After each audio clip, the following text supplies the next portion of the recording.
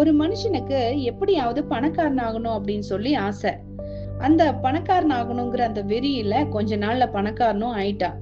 ஆனா அதை அனுபவிக்காமயே செத்து போயிட்டான்.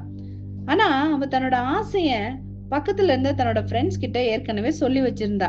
அவனோட ஆசை என்னன்னா, கருப்பு கலர்ல கார் வாங்கணும், அப்புறம் விலை உயர்ந்த ஒரு கோட் வாங்கி போட்டுக்கணும், கருப்பு கண்ணாடிய தன்னோட கண்ணுல போட்டுக்கிட்டு சிட்டியில கார் கண்ணாடி இறக்கி விட்டுட்டு சுத்தி பாக்கணும் அப்படிங்கறது அவனோட ஆசைன்னு சொல்லியிருந்தான்.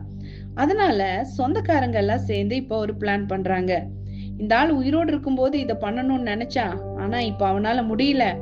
ஆனா அவன் கிட்ட இருக்கிற வசதியை வச்சு இப்பவாவது ஒரு ரவுண்ட் அடிக்க வைக்கலாமே அப்படின்னு சொல்லி அந்த செத்த பொணத்தை கார் மேல ஏத்தி அவனுக்கு கோட்டு போட்டு கண்ணுல கண்ணாடிய போட்டு விட்டு கார் கண்ணாடிய கீழே இறக்கிட்டு அவங்க சிட்டியில அப்படியே சுத்துறாங்க. அப்போ வெளியில இருந்து பார்த்தவங்க எல்லாருமே, அடடா, வாழ்ந்தா இந்த மனுஷனை போல அல்லவா வாழணும் அப்படின்னு சொல்லி எல்லாரும் ஏங்குனாங்களாமா. உண்மையாவே அது பிணம், அது ஒரு டெட் பாடி அப்படிங்கிறது உள்ள இருக்கிறவங்களுக்கு மாத்திரம் தான் தெரிஞ்சது. மத்தவங்க அந்த காரையும் கோட்டையும் கருப்பு கண்ணாடியும் மட்டுமே பார்த்தாங்க, அந்த பிணத்தை பார்க்கல.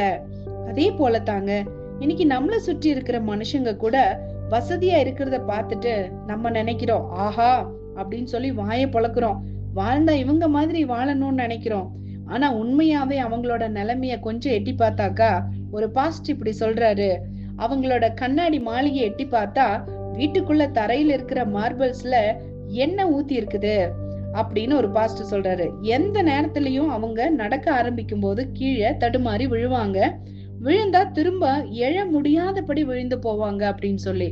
ஆமாங்க, வேதம் கூட சொல்லுது, ஒரு மனுஷன் உலகம் முழுவதையும் ஆதாயப்படுத்தி கொண்டாலும் தன் ஜீவனை நஷ்டப்படுத்தினால் அதனால் அவனுக்கு லாபம் என்ன அப்படின்னு சொல்லி.